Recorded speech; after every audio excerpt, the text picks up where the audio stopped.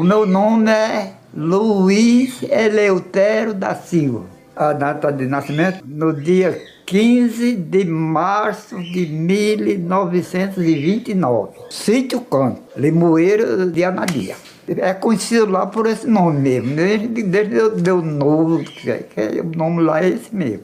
Eu saí de lá com idade de 4 anos, né? Não tinha 4 anos ainda, mas dentro de 4 anos. O primeiro carro que apareceu no Brasil foi o Ford 29, né? É do meu ano. Eu sou do ano do carro brasileiro, do Ford 29. Aquele que não era na chave, não, era na manica, assim, mas...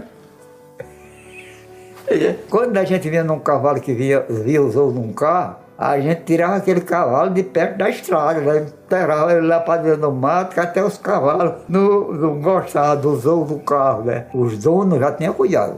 Vem um carro aí, trapa dentro do mato, escondia a cara do carro passava. O primeiro carro que eu vi foi do Pai da Pitácia. Eu já conhecia o Pai da Pitácia porque ele celebrava no Limoeiro e vinha celebrar na Arapiraca. Na Arapiraca não tinha padre não nessa época. Mas quando eu cheguei de Arapiraca já tinha carro, sabe? Mas eu não sei de quem era, nem. Quando eu saí de Craíba, vim para aqui. Foi em 84.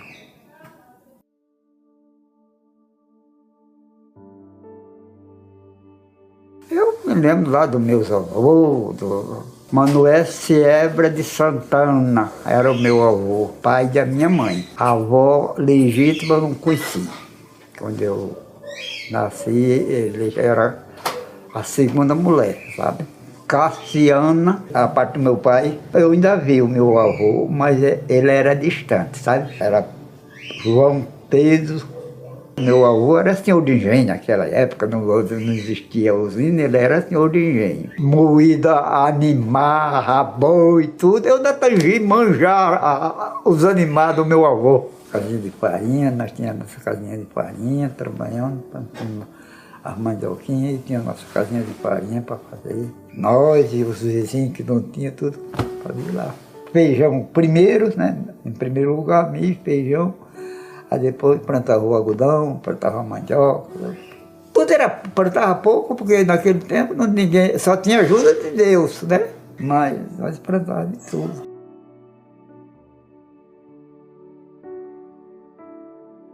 Pedro Eleutério Neto, era o meu pai. O Celina Maria da Conceição, era a minha mãe. Sei que eles eram casados e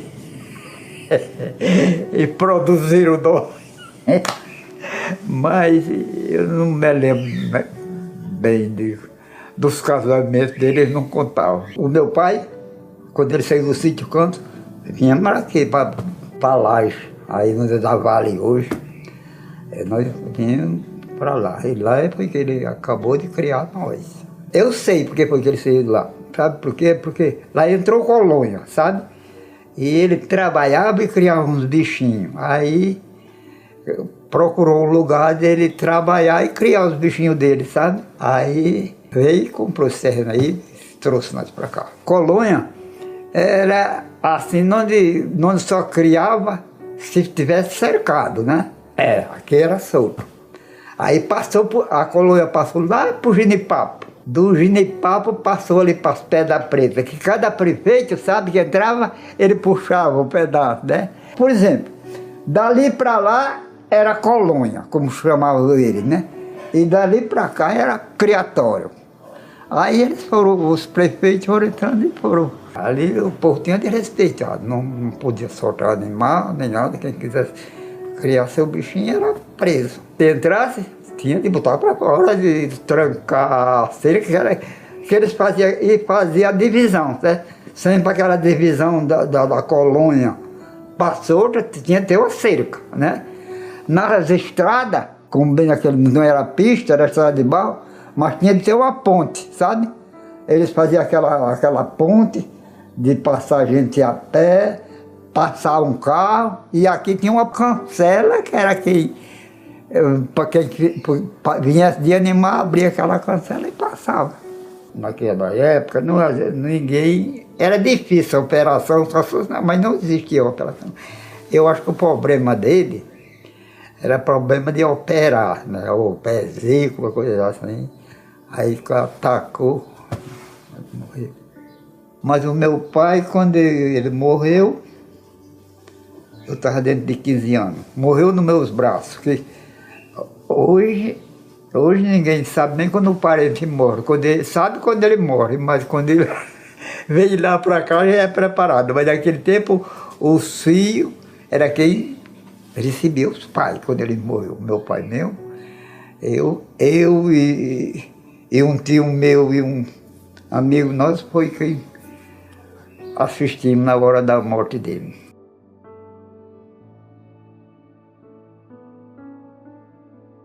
Nove irmãos. Clementino, Manuel, Maria, Rita, Antônio, Antônia, Isabel, José e Maria José. Quando eu era já o mais velho já era casado, né? E demais nós vivíamos ali mesmo dentro de casa, né? Aí depois eles foram casando e cada um procurou. E eu fiquei pro caçula.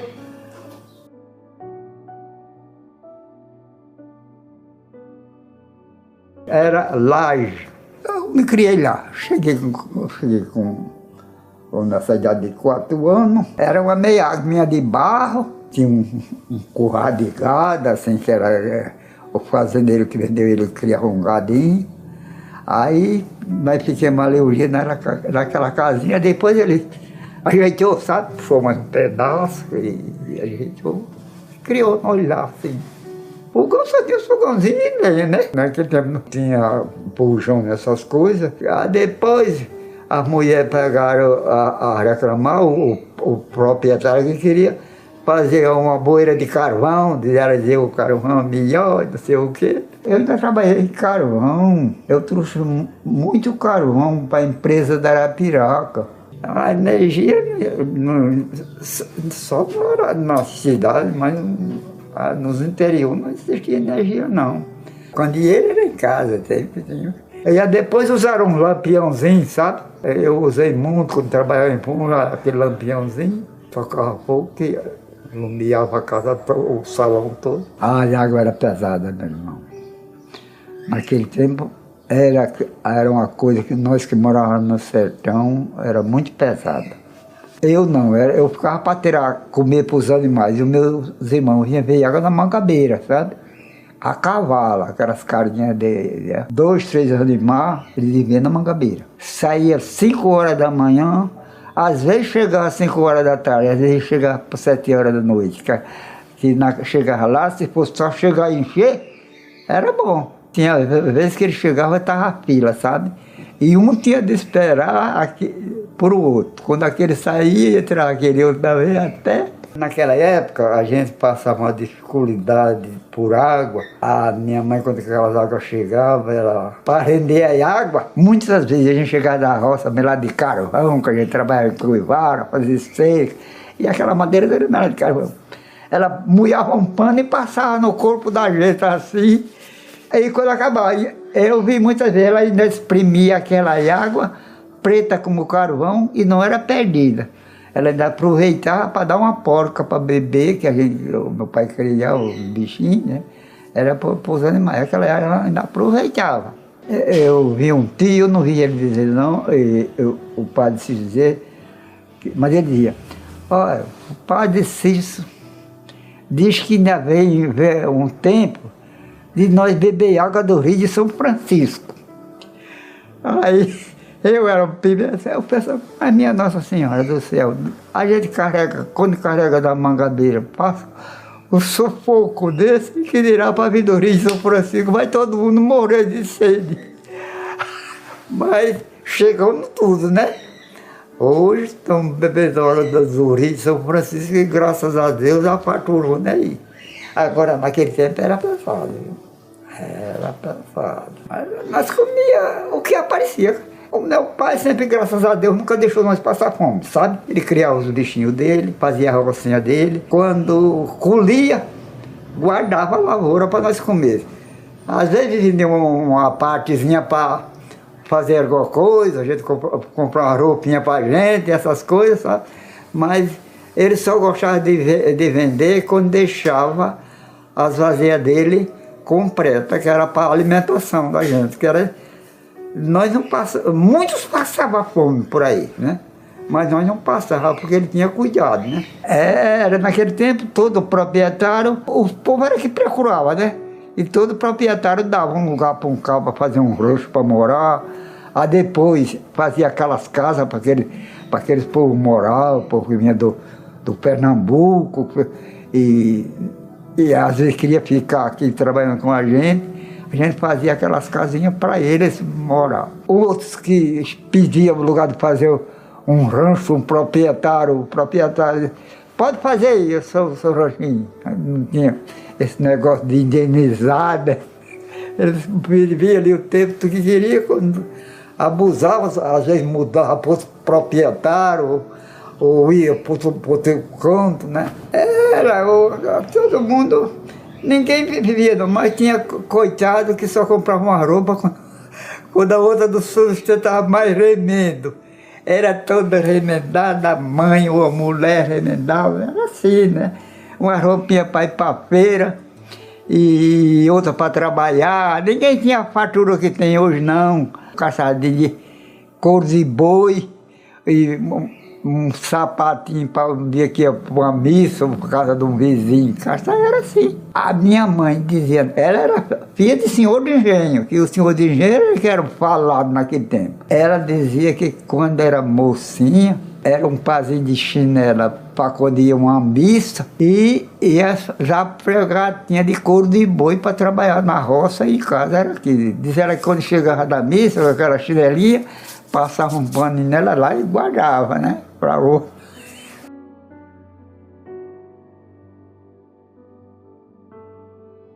As brincadeiras de criança era brincar com bola, pé de milho, montar numa vara de pau para correr na estrada. E então, quando aparecia um guerreiro, né, essas coisas, um forrozinho, eu fui perdido para forró. Uma vez eu dancei tanto forró. Quando eu fiquei rapazinho, não podia ver o forró quando eu estava perto.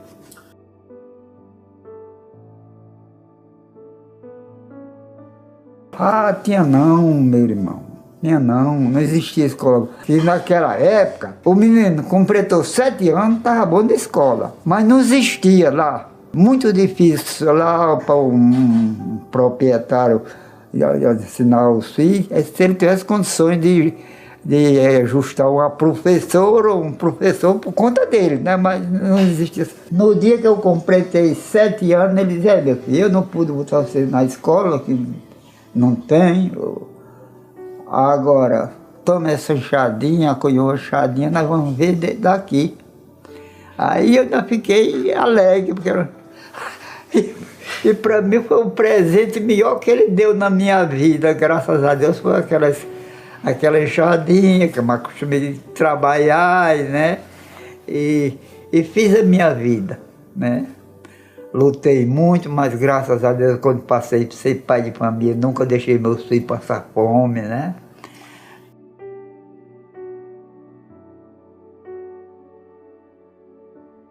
Era de taipa, não existia casa de tijolo. Nem no Canaã, nessa época, não tinha uma casa de tijolo. Tinha as casas de fazendeiro, casa de madeira, né, de apêndice, tudo, as crianças chegavam, sarachavam, procuravam. Mas tijolo não existia. De taipa, tirava a medida da casa conforme o seu valor, se cria grande ou pequena, aí fazia aquela armação, se quisesse arrodear de peitoria, arrodeava, mas tudo era na madeira. Tapava com barro, né? Às vezes abria até buraco, sabe? Dentro de casa, a mulher barrena, abria buraco. Agora, o dono da casa mesmo, quando abria um buraco, ele fazia um barro outra vez, passava a mão. Quando tapavam a casa, eles usavam um pagode, botava aqueles barros, né? Aí botava o povo para dançar pagode, para lá, era.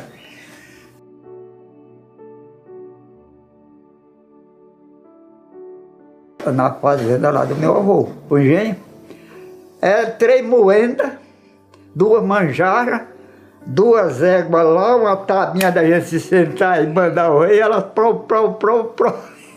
E a gente, poeira, sabe? Porque o meu pai comprou esse terreno lá e ele tinha outro terreninho lá, que nesse sertão não existia isso não, sabe? Todo ano ele ia plantar lá no terreno, ele tinha um terreno desse lado e desse lado era do meu avô.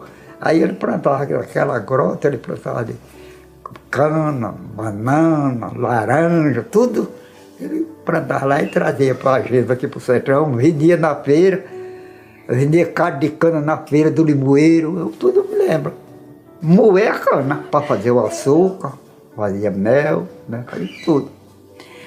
Quando ele tinha uma encomenda de mel, ele, na ponta que dava para tirar o mel, ele tirava aquele mel da taxa, botava num canto.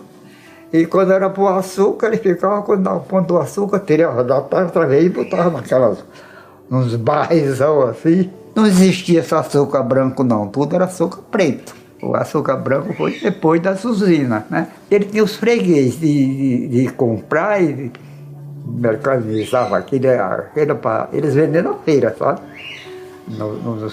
Na época, eles guardavam, toda semana eles iam lá pegar açúcar, vinha no Limoeiro, na cana brava, que hoje é Taquarana, carregava aquilo ali, chegava na feira, tinha as banquinhas de cortar. Carro era difícil. Tinha carro de boi, mas era aqui no sertão. Lá na mata era cavalo, trabalhava mais com cavalo, com animal. Eu vim conhecer um mês depois, morar no sertão. Lá, agora, égua, ele tinha um cercadão de égua, mas não. Aí depois que eu fiquei rapazinho, era eu e o cavalo. Quem gostava de um cavalo bom tá aqui.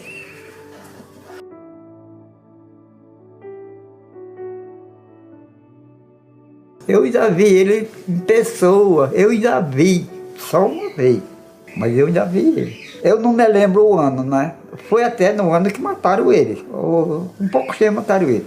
Eu vinha ver água num barreiro aqui no Ardo Angico, de um amigo do meu pai e da gente, sabe? Lá no seco e ele ainda tinha uma águinha no barreiro aí. Eu vinha de lá pra cá e ele ia daqui da canoa, passou aqui pro Canaã.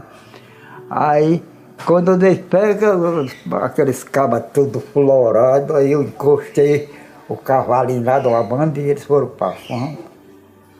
E o último foi ele. Aí disse, moço, ele era educado. Pois vai, eu vou ver se é uma carinha d'água ali. Ele perguntou, é longe? Nós vamos... Digo, não, é num barreiro aqui de um proprietáriozinho que tem aqui. Ele ainda perguntou, ele é rico? Eu digo, não, senhor, sabe, ele não é rico, não. Mas ele tem um barreirinho, tem uma aguinha e ele dá para nós beber uma água. Tá bom. Aí tocou para Craíba. Eu era um pivetota, assim, com uns 10 anos, mais ou menos, né? Eu vi na delegacia de Arapiraca, não vi mais porque não deixaram a minha gente menor. Aí deixaram a cabeça do Lampião para ir, não sei o quê, mas era assim de gente ali, não se punha que a delegacia era ali. Mas eu só vi de casa armada, mas não deixava.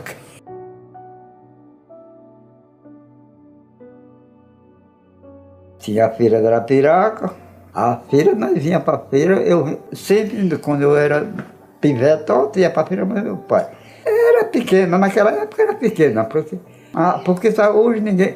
Eu nunca esperei na minha vida de ver uma cidade tão bonita como estou vendo, né? Já era uma feira que recebia muita gente, né? O povo do sertão, o povo da banda Peneira, muita gente, aí Arapiraca foi. Tinha de tudo, na Arapiraca, fala a verdade, era a feira que mais tinha de tudo. Tudo tinha para Arapiraca. Que eu alcancei ali na Praça Marte, tinha um comprador de cereais ali na esquina e tinha outro comprador de bola lá na Avenida Rio Branco, mas ali tudo era mata. Ali, na praça, era como os sertanejos traziam os carros de boi e acumulavam ali. Agora, os cavalos a gente ia lá, não é hoje, essa cunha, sabe? Ali tinha intendência dos cavalos. Comércio danado de cavalo naquela época. Porque naquela época, o proprietário que possuía um cavalo para vender, para carregar as coisas nele, já era um cidadão, viu? Hoje ninguém quer mais isso, não. Hoje todo mundo é de carro novo e bonito, naquele tempo. Mas o pouco que não tinha, coitado, para comprar as besteirinhas, ia de pé e trazia de trás das costas. E Arapiraca foi se ajeitando, que hoje está... Na Caraíba já tinha, não era cidade, mas já tinha uma feirinha também. Mas era fraquinha, sabe? Mas quando a gente tem uma carinha de farinha para vender, uma coisa, às vezes ia para Caraíba, que aquele sertanejo comprava tudo, comprava farinha, né? Naquele tempo era na cuia, não era pesado não, era na cuia. Mas era uma vida mesmo, uma vida pobre naquele tempo era pesada. Vendi muita bolinha de fumo na feira. Santana, do Ipanema, os carneiros, oi d'água, até pão de açúcar nós fomos vender fumo. E nós vendíamos fumo, era eu e o Arthur Joca, irmão do Aurelino. O Arthur era o mais velho da família, sabe? Se criamos lá tudo perto e nós gostávamos, um cara legal, um cara pobre.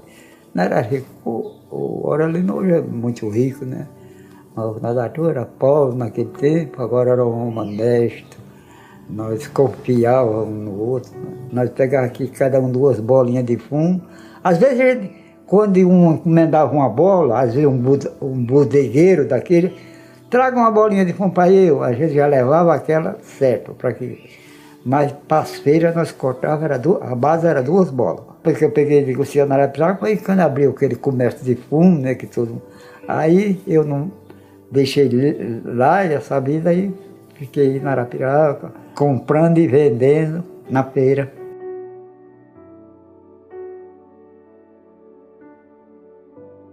A primeira que eu vivi com ela, Maria Emitéria da Conceição. Eu tinha 17 anos, com 18 anos eu já era pai. E vivi com ela 26 anos. Aí depois não deu certo, no filho.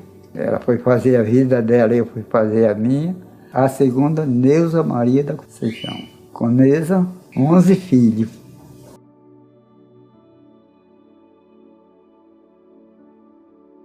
Foi José, Josefa, Maria, Atenor, Cícero, Leonor, Lude, José Luiz, Conesa, Pedro, Ismael, Ivanildo, Ismo, Ivan, Francisca, Ivete, Esmeraldo e Edivan. Esse morreu, né? Foi 21 das 2. Nasceu uma parte nos hospitais, os outros era parteira em casa, né? Era a mulher que fazia parte das crianças, né? Aí ela trabalhava naquilo e salvava a vida das crianças. E por causa de mulher que trabalhava com isso. Até que eu tinha uma comadre, ela ficou viúva, aí foi pro Juazeiro, lá no Padre Cícero. Aí chegou lá e disse, meu padrinho, eu vim aqui pedir uma ajuda ao senhor. Ela me contou muito isso, porque eu estou viúva e tenho 13 neguinhos. Meu padrinho, como é que eu vou criar esses neguinhos? Aí disse que ele levantou uma pedra, ela me disse, e debaixo da pedra tinha aquele estatuzinho que tinha, né? Diz, olha minha filha, esses aqui não tem pai não, mas são criados. Você vai criar seus filhinhos, não se desengane não. Antes você vem aqui que eu vou lhe dar uma ajuda. Aí, quando ela estava para vir de lá para cá, foi lá, quando chegou lá, ele deu uma oração a ela, sabe? Você vai viver disso aqui e os seus filhos não vão morrer de fome, não. Aí ela ficou através de parteira. Onde tinha uma mulher que chegava a hora de descansar, o marido corria atrás dela e ela ia aquilo, aí, conforme as condições dele, ele dava uma coisinha a ela, dava outra. E ela foi viver e que criou os filhos dela. Uma oração. Ela disse que criou os filhos dela com aquela oração. E diz ela que foi uma bênção, nunca mais faltou a boinha do filho. Morreu com 111 anos essa velhinha, Maria Angélica. Daqui, ela era daqui do Carrasco. E criou, mas morreu no Lagoa do Mel, lá vizinha Mandeu Moral.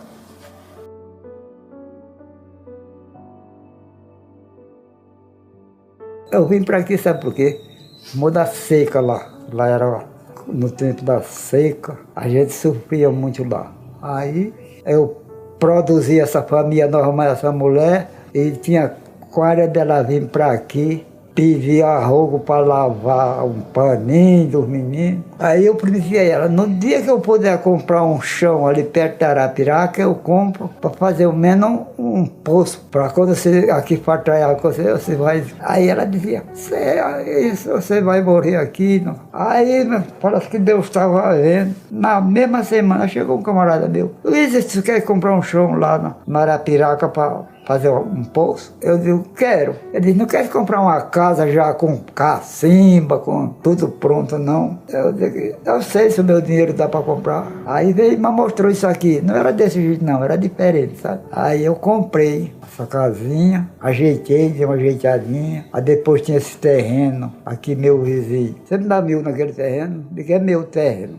Aí quando foi, com uns 3 dias ele voltou. Diz, ai, seu Luiz, eu não vou vender mais o terreno não, mas o senhor pode usar. Aí depois ele chegou, disse, seu Luiz, eu vim vender o terreno. Vem, seu Antônio, vim. Mas agora é 1.300. Eu ainda deixei, eu tenho vontade de comprar o terreno, porque a minha casa fica livre, de uma rua para outra. Agora eu vou dizer uma coisa, eu vou comprar o terreno, mas eu vou vender uma vaca para arrumar o seu dinheiro. E se você desmanchar o negócio, o prejuízo é seu, não é? Não. Ele diz, não, eu lhe dou 15 dias de prazo. Eu digo, tá certo. Aí, no outro dia, eu vendi a vaca para o final de Zé Barro, ele cortava boi ali. Pode trazer o documento do chão, e vem a capa, quando deu 15 dias, mas esse nós fazemos aqui um contrato, era por 1.300, aí ele veio, mas já veio mais a mulher. Aí eu digo, me diga uma coisa, seu Antônio, o senhor me deu 15 dias, mas se eu lhe der 1.000 hoje, ele diz, já está feito o negócio, já vamos escriturar. Eu digo, não, bora pro cartório. Aí ele escriturou para mim, eu fiquei, aí depois o povo fazia sujeira, né, sabe? Aí eu mandei murar e ajeitei, graças a Deus. Hoje é o jardim da minha véia. Ela não trabalha, bastei aí, rapaz. Tanta coisa plantada que eu acho que nem ela sabe o que é. É só coberto de planta, esse terreno aí. É a vida dela, é aquele terreno.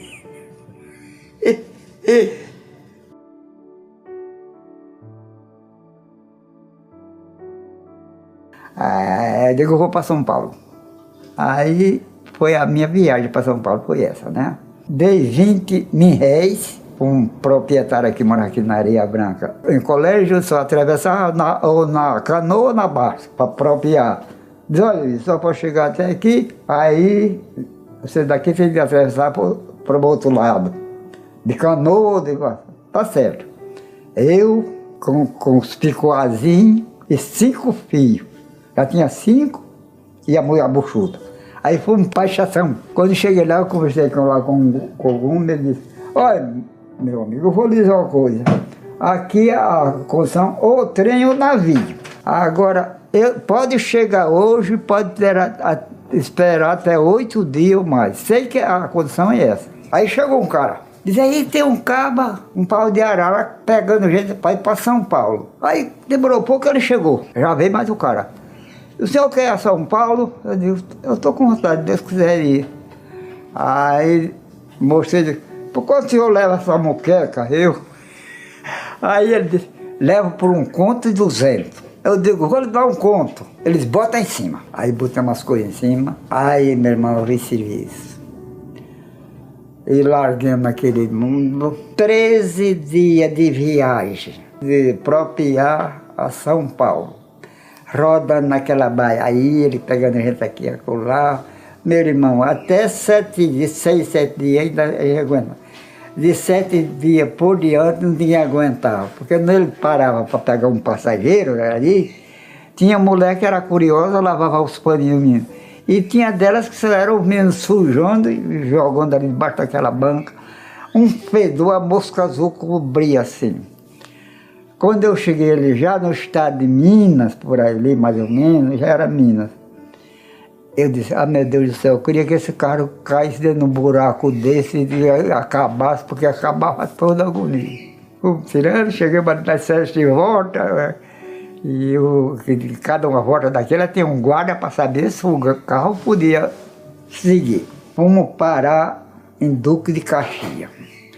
Quando cheguei em Duque de Caxias, o cabo disse, olha agora aqui, vai descer todo mundo, eu vou lavar o carro, as mulheres vão lavar só as coisas, que nós só vamos sair daqui ou amanhã de tarde, ou depois de amanhã bem cedo. De Duque de Caxias a São Paulo já tinha pista, né? E de Duque de Caxias para cá não existia pista, nem ônibus, nem nada, nada. Era pé no chão legítimo, né? Aí tomei um banho, o dono proprietário andou mostrando a gente matador de boi, que matava, figurista que matava boi, né, já na máquina, essas coisas. Eu digo, a coisa agora vai melhorar. Aí, no outro dia de tarde, ele chegou, tá tudo pronto? Tá. Pois pode se preparar que amanhã nós chegamos em São Paulo. 5 horas da manhã, para estar tudo, eu encosto o carro para nós, que quando for 5 horas da tarde, nós chegamos em São Paulo. Aí eu já fiquei alegre, né? Aí, no outro dia, a mulher já estava tudo prontinho, os panos já estavam limpinhos, né? Que elas tinham lavado por lá. Já tinha melhorado um ponto, né? No outro dia, 5 horas da manhã, nós pegamos o carro novamente. Quando foi 5 horas da tarde, nós estávamos dentro da migração em São Paulo. Ele chegou, o guarda abriu o portãozão, e ele fez o despejo dele, recomendou a nós. Vocês ficam aí, Deus toma conta de vocês, que eu vou voltar para a nossa terra. Aí voltou e eu fiquei lá. Quando eles botaram na migração, dentro da migração você não gastava mais com nada, sabe? Ali tudo era por conta do governo. Era o remédio, a gente aplicava logo injeção na gente, era a boia, tudo ali era por conta e o destino para onde você quisesse ir, né? Só não para o Paraná.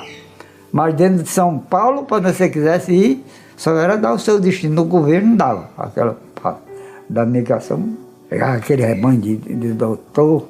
Aí eu confessar a gente, se a gente já tinha destino, já tinha patrão, sabe? Qual era a linha que queria ir, se era para Sorocabana ou para o Noroeste, para onde quisesse ir. Aquele povo via que já tinha patrão certo, eu vou para Tacampo, e que não tinha direção, quiser me acompanhar, doutor fulano de tal, dava aquilo, aí o cabo dava a opinião, se já teve, respondi, ia para aquele lugar. Isso não dá, tinha deles que tinham os destinos deles, sabe? Ia, já tinha parente, alguém, mas eu ia sozinho, Deus, né? Sozinho. Só que uma moça, eu digo moça porque era nova, mas já era uma mulher. Ela tinha casado aqui em Alagoas e veio visitar o povo do marido dela, sabe? Mas o marido e o pai dela moram em São Paulo, Regente Feijó, ali naquela região. Fez amizade com a minha e disse, olha, seu Luiz, quiser ir para Regente Feijó, quiser ir colher algodão, mas o meu pai leva o senhor para Regente Feijó. Era a guia que eu tinha, melhor é essa. Depois vamos. Aí fui parar em Regente Feijó. Quando eu cheguei em Regente Feijó, o pai dela estava.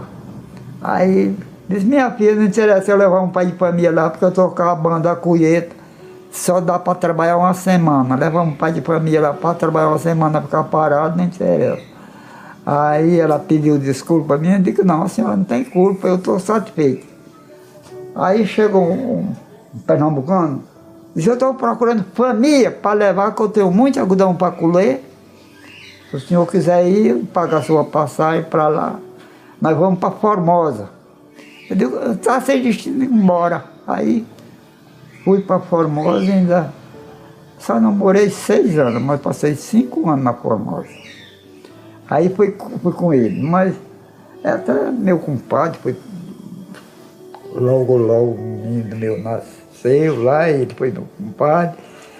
Eu trabalhei lá, meu irmão, eu enfrentei o pão que a peste amassou. Depois de 3 anos, não, mais 3 anos, eu enfrentei ali.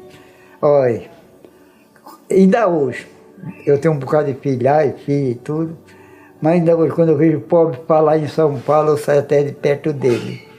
Digo, fala em outro lugar, porque ali é um lugar sofredor e feliz. O lugar mais sofredor do que São Paulo para pobre, eu acho que não existe, não. Ali eu comi o pão com a peste amassou.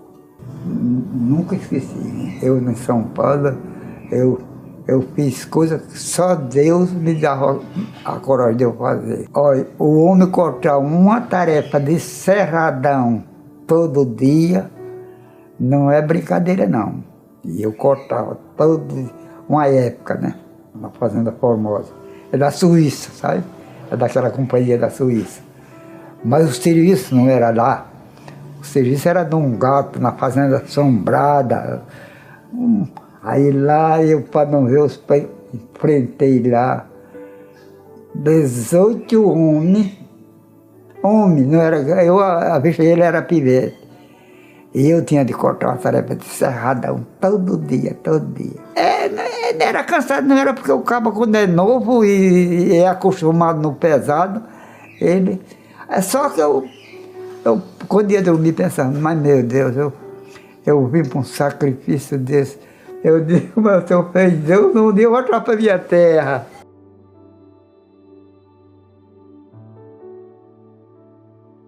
Quando eu vim embora, eu vim de carro particular, sabe? Mas já foi uma viagem melhor, graças a Deus foi uma viagem melhor. Porque eu tinha minha mãe aqui, sabe? Ela chorava que ia morrer, não ia me ver. Quando eu vim embora, eu já estava achando bom. Eu deixei um bocado de compadre lá e muitos amigos. Tinha umas comadres até aqui da Parmeira, ficava chorando. Compadre, o senhor um abençoado de Deus que vai para a sua terra e nós vamos morrer dessa peste. Ele não vai na nossa terra. Aí Deus ajudou que nós viemos. Quando eu estava vendendo as coisas para vir embora, aí chegou um rapaz aqui de Bom Conselho. Veio dizer que o senhor quer ir para o norte. Eu digo, estou vendendo os picuá para ir para o norte. Aí ele disse, quer ir mais eu? Eu não vou para Lagoa, não. Eu vou para Bom Conselho, mas eu passo em Parmeira dos Índios. Aí disse, agora eu vou no meu carro, era bem caminhãozinho, sabe? Eu vou só com a minha família visitar, que eu vou e volto. Aí o senhor leva suas coisinhas, como bem panela, aquelas coisas que eu levo e nós vamos tranquilo. Aí eu digo, por quanto o senhor leva? Levo por 4 contos. Eu digo, está feito o negócio. Aí, com 4 dias, nós estávamos aí na Parmeira. Aí ele se despediu de mim, foi-se embora para Bom Conselho, que o povo dele era lá, não sei se era na cidade ou no interior, sabe? Ele era de Bom Conselho. E eu vim para minha laje.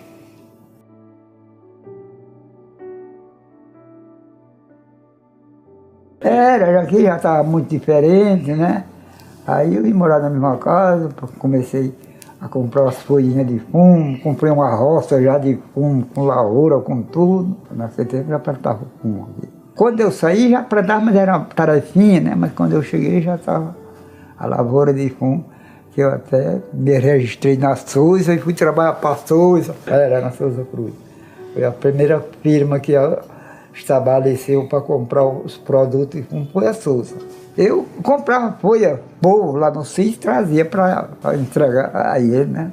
O Adolfo, era o gerente de lá, era o finado Adolfo. A gente enrolava, sabe, porque naquele tempo a gente vendia a folha, o bacheiro, a sapata, o bacheiro e a folha primeira era para enrolar, sabe? A soca, a gente fazia uma soca, fazia umas bolinhas de fumo, e às vezes aquela soca a gente vendia. Cada tipo de folha tinha seu valor, né? O bacheiro primeiro era um preço, a sapata era outro, a soca era outro, cada um tinha o seu valor, né? Mas Era a festa da mulher, no salão, era alegre, a mulher tinha prazer de trabalhar para destalar o fogo e cantava naquele salão do povo, era uma alegria, né? Naquele tempo, vivia de trabalhar, né? Todo mundo trabalhava. Hoje não, todo mundo só quer viver do emprego e da molezinha, né? Agora, mulher, quando a gente está no salão, o segredo, quando o fumo é primeira, né? É você fazer ele como precisa, né? E enrolar ele comum, né? Aí depois, quando o fumo era meio assim, ele molhava a ponta daquela coisa com mel, sabe? Aí colocava aquele mel, que aquele mel ajudava, né? Hoje não, só que com enrola uma bola de fumo é mais mel do que mesmo a folha. Hoje é assim, mas naquele tempo tinha gente que não dava, não, mas tinha gente que não dava, que dava com, às vezes o fumo era forte, né? Tem gente que se embededava mesmo. Eu não, graças a Deus, naquele tempo eu trabalhava, mexia paiol de folha, fazia tudo, nada.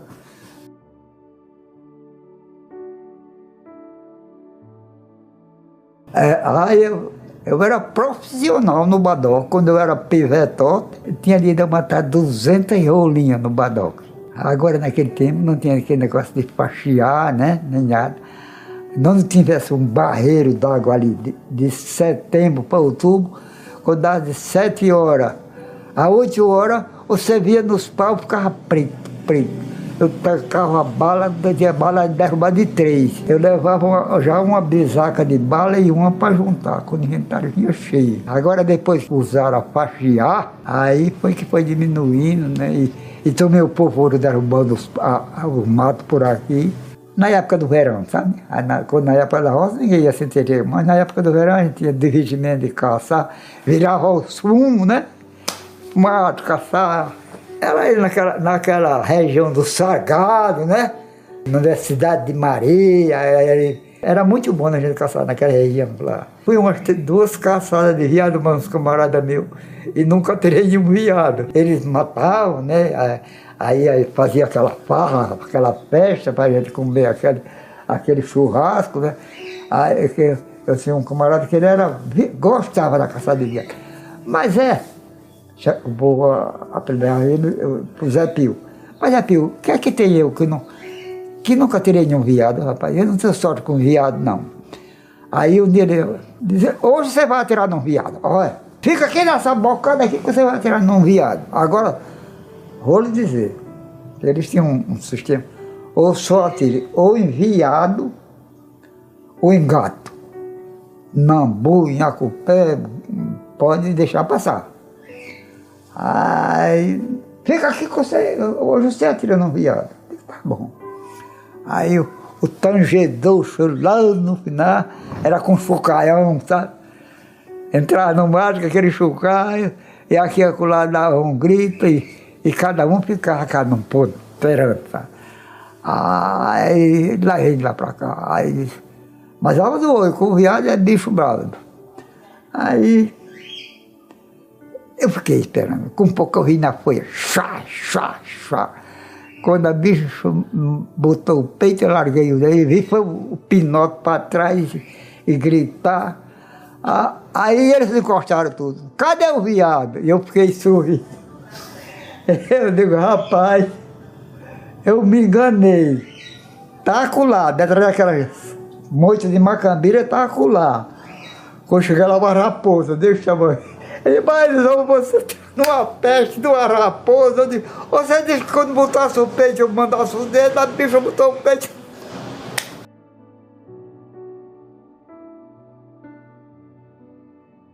Eu durmo cedo e me acordo cedo. O meu costume é esse. Toda a vida, 4 horas da manhã, eu estava acordado. Quando eu podia trabalhar, estava no campo de honra, né? Tomava um cafezinho e metia a cara. Hoje eu não faço mais isso. Agora, quando eu não estou em alguma religião, em alguma coisa, deu 7 horas, 8 horas da noite, eu estou dormindo. Mas deu 4 horas da manhã, pode bater, hoje mesmo, velhinho desse jeito, mas pode bater 4 horas da manhã que eu estou acordado. Já é costume de novo. Eu vendi lá no terreno, no tempo eu usei lá um negocinho, vendi um bocado de bagaceirinha lá. Era uma vendinha, uma bodeguinha, sabe, que chamavam naquele tempo. Eu não gosto de sentar a minha cabeça com besteira, não. Nunca. Até quando eu era novo, que ia para minhas farinhas, meus colegas, quando eu chegava aqui lá, que tinha um cara que queria ser melhor do que eu nunca ameacei ninguém. E quando tinha um cara que queria me provocar, eu dizia, você fique que eu vou embora. Aí eu tirava o corpinho e ia embora, pronto. Era assim. O pensamento de fazer eu tenho, só não sei o mais já foi. É 96, meu. Em março, se Deus quiser, é 97. Segredo? Eu não tenho. Acabou o segredo.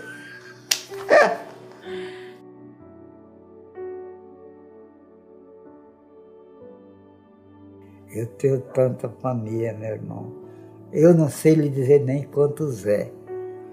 Porque se não chegar uns 200, está perto. Entre filho, neto, bisneto, tataraneto.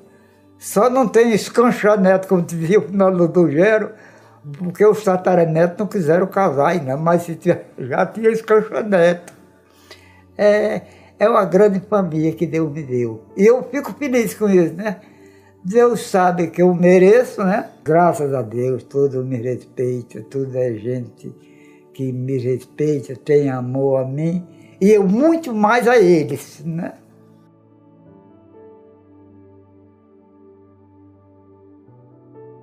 Ricardo Nezinho, que esteve aqui. Esteve aqui.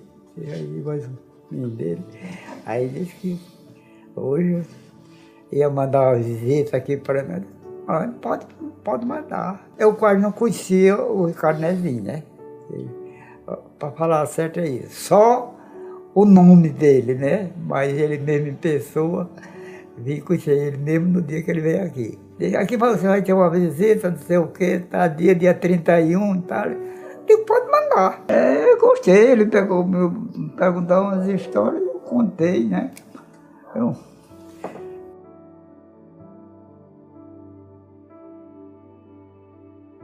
Primeiramente Deus, né?